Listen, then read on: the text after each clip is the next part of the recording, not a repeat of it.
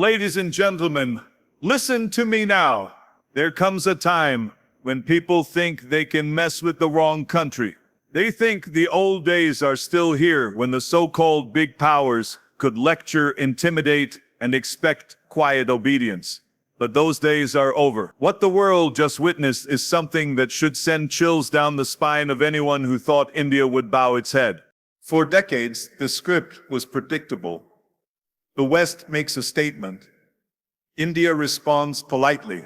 A soft letter, some careful words, a diplomatic handshake, and everything moves on.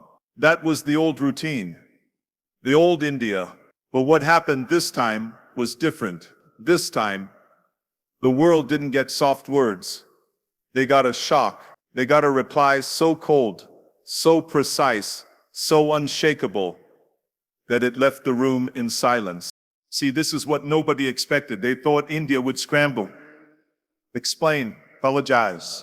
But instead, India stood tall, calm, confident. And through the voice of its leadership, it delivered a message sharper than steel. Don't mistake our politeness for weakness. Don't mistake our patience for submission.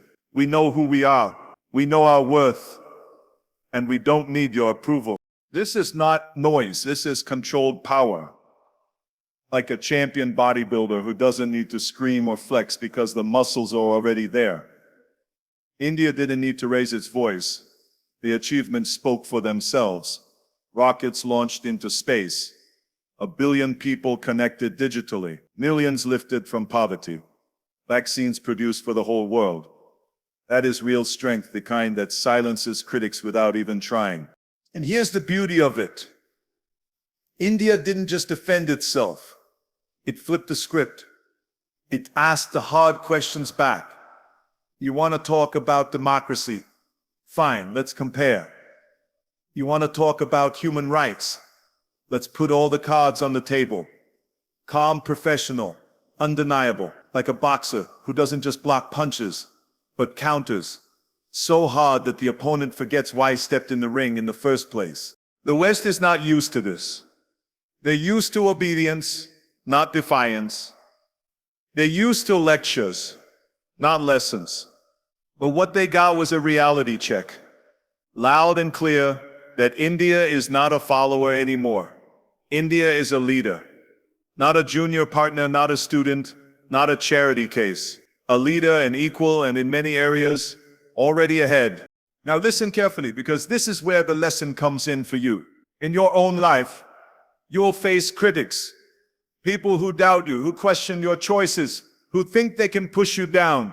You can either respond with weakness, apologize, explain, try to make them happy, or you can respond with strength, with results, with confidence, with the calmness that comes from knowing you've put in the work. That's what India just showed the world, and that's what you must show in your own journey. Don't waste energy defending yourself to people who will never be satisfied. Let your achievements do the talking.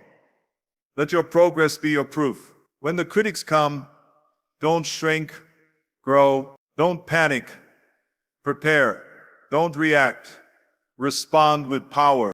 Because once you understand your own strength, once you stop apologizing for who you are, once you claim your rightful place, you become unstoppable. That's the new India. And that's the spirit you need to carry inside you. So rise up, build yourself, stand firm, and let the world see that. Just like India, you will not be pushed down, you will not be silenced, and you will not be stopped. Strength is not in noise, it's in results. Too many people today think that making the loudest sound, drawing the most attention, or talking endlessly about what they're going to achieve makes them powerful. But that's not power. That's insecurity disguised as confidence. True strength doesn't need to shout. True strength doesn't need to demand recognition. True strength is quiet, calm, disciplined, and absolutely undeniable because the results are standing there for the whole world to see. Think about it.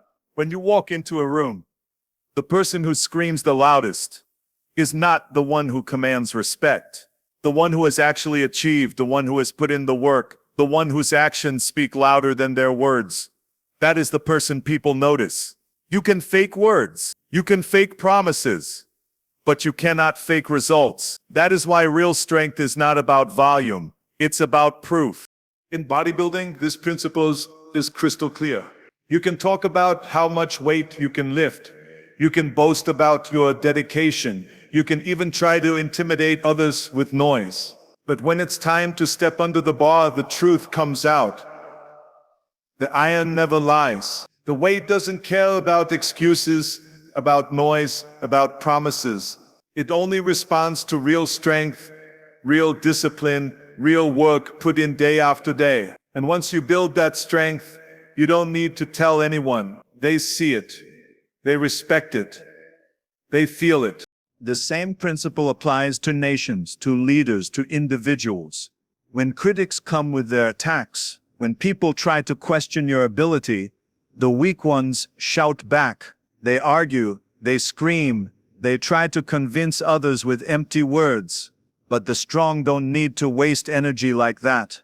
The strong just point to their results.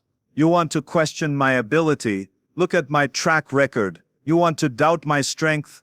Look at what I've built. You want to criticize me? Look at the lives I've touched, the progress I've made, the achievements I've stacked up. That is what shuts down the critics more effectively than any argument ever could. Noise fades. Results remain. That's why the ones who last in history, the ones who inspire, the ones who lead, are not the ones who screamed the loudest, but the ones who achieved the most. They worked when nobody was watching.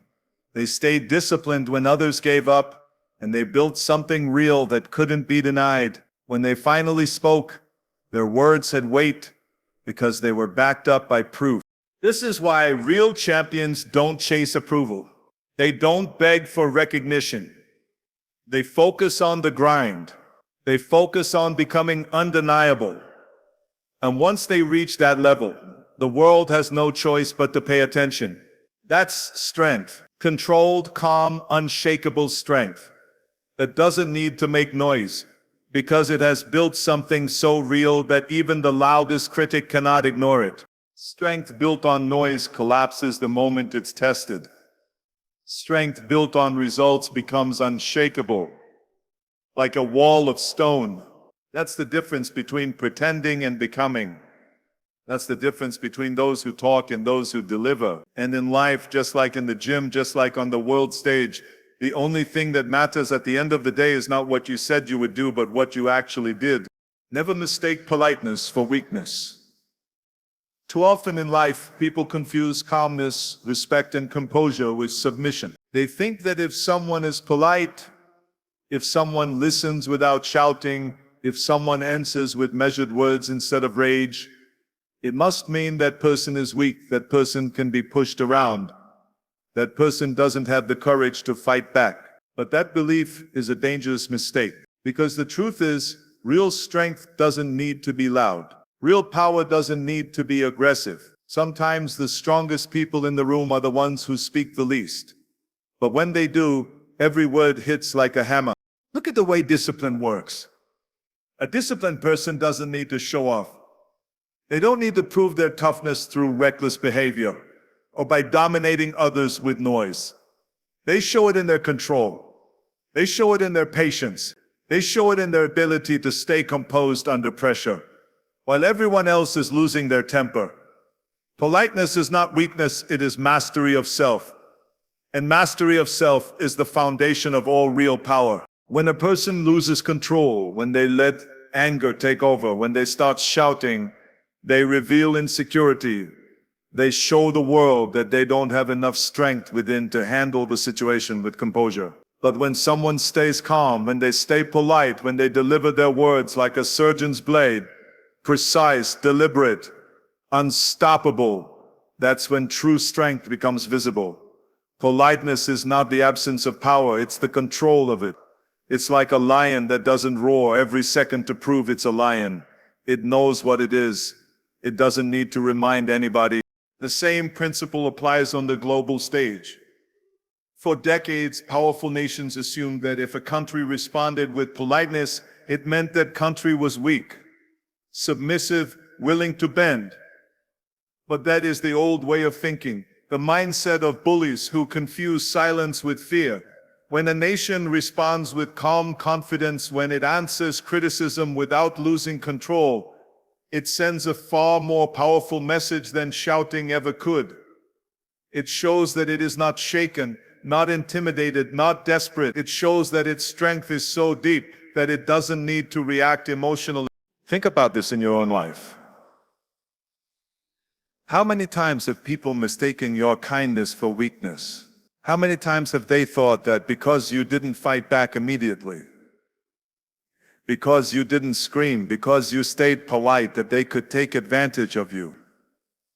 But every time you held back, every time you stayed calm, every time you kept your composure, you weren't showing weakness, you were showing restraint. And restraint is strength, because anyone can lose their temper. Anyone can lash out, but it takes real power to stay polite when every nerve in your body is telling you to explode. Politeness, when backed by strength, is more intimidating than aggression. Aggression is predictable. It shows desperation. But politeness, that stands firm, sends a message that cannot be ignored. It says, I am not afraid. I am not rattled.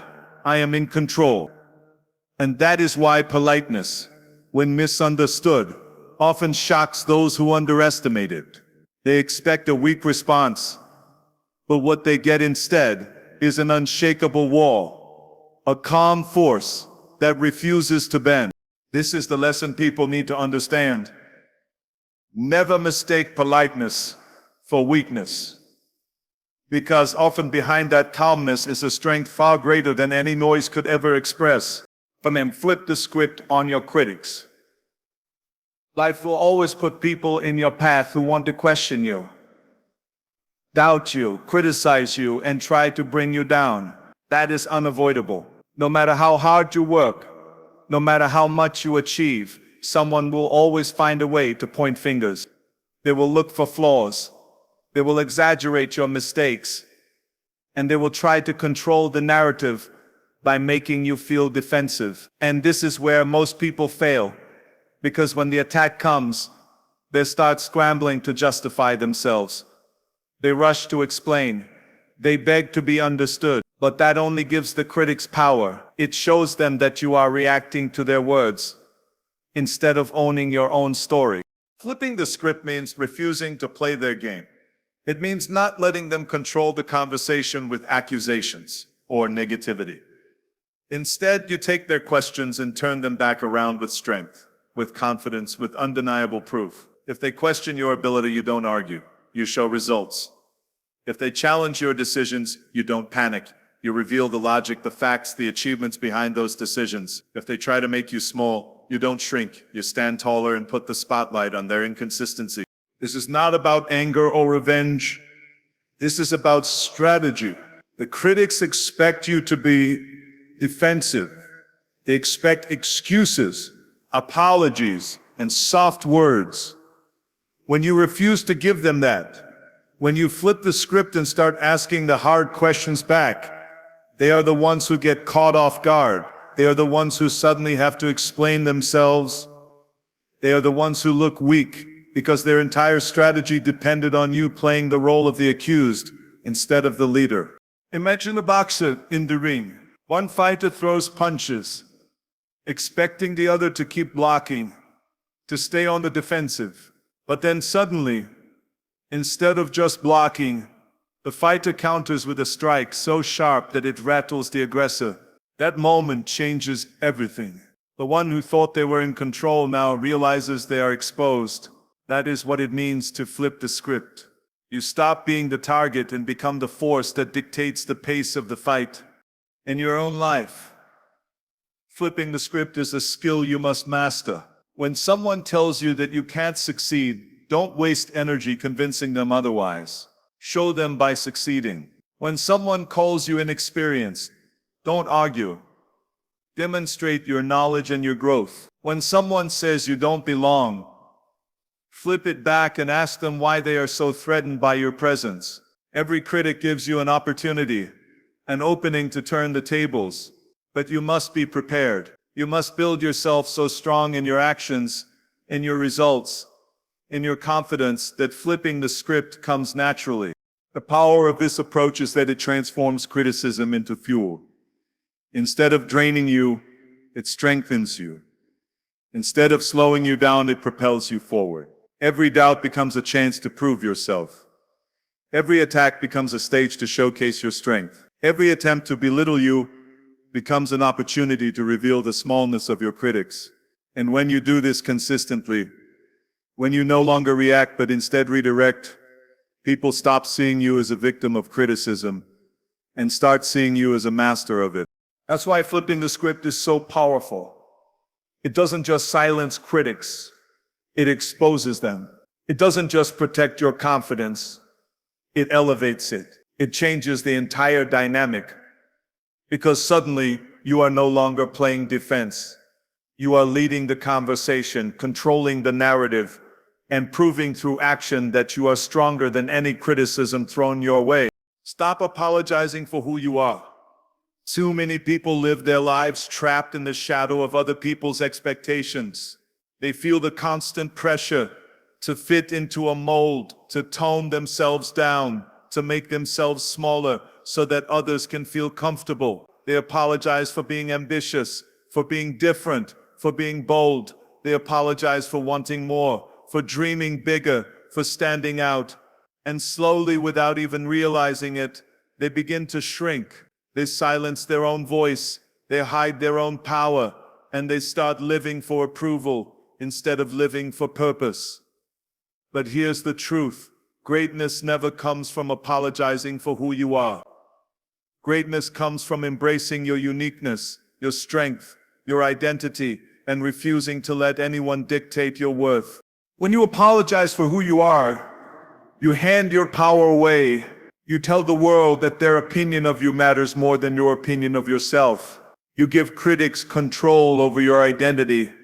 And once you do that, you will always be chasing their approval. And here's the problem with chasing approval.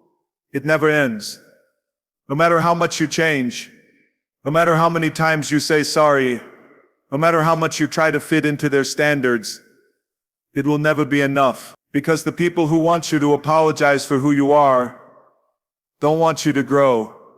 They want you to stay small. They don't want you to succeed. They want you to stay in your place. The moment you understand that, you realize that apologizing for who you are is the fastest way to kill your own potential. Think about the champions, the leaders, the history makers. Did they ever apologize for who they were? No. They owned their flaws, they owned their differences, they owned their vision. They knew that if they tried to be acceptable to everyone, they would inspire no one. Because the world doesn't respect people who constantly bend to please others. The world respects those who stand firm, those who stay true, those who refuse to compromise their identity even under pressure. That is real power, not arrogance, not stubbornness, but unshakable belief in who you are and what you're capable of achieving. It's the same principle in the gym. When you walk in as a beginner, people might laugh at your form. They might doubt your strength. They might question your dedication. If you start apologizing, if you start hiding in the corner because you're worried about how you look, you'll never grow. But if you walk in with pride, if you say to yourself, I'm here to improve. I'm here to become stronger. I don't need to apologize for starting small. Then you build step by step. And soon those same people who doubted you will be the ones asking how you did it. The transformation begins when you stop apologizing and start owning your journey. On the world stage, the exact same principle applies. For generations, nations were expected to apologize for their ambitions, to soften their voices, to seek permission before taking bold steps. But when a nation finally says, we don't need your validation, we know our worth, we will act according to our vision, everything changes. Respect shifts. Power shifts. The balance of the conversation shifts. Because the world recognizes strength in those who no longer ask to be accepted but instead demand to be respected. In your life, you need to adopt the same mentality. You have dreams that others may not understand. You have strengths that others may feel threatened by. You have goals that others may mock or dismiss. But you cannot apologize for them. You cannot apologize for thinking big, for working hard, for wanting more than an average existence. You cannot apologize for being different, for refusing to conform, for choosing a path that others are too afraid to walk. Every time you apologize for your greatness, you shrink yourself down to fit into someone else's comfort zone. And you were not born to live in someone else's shadow. You were born to stand in your own light. The world doesn't need another copy. It needs originals. It needs people who are unapologetically themselves, who bring their true energy, their true ideas, their true strength into everything they do. Because the moment you stop apologizing for who you are, you unlock a freedom that cannot be touched. You move faster, you think clearer, you push harder, and you achieve more because you are no longer weighed down by the burden of pleasing others. You are no longer chained by the fear of judgment.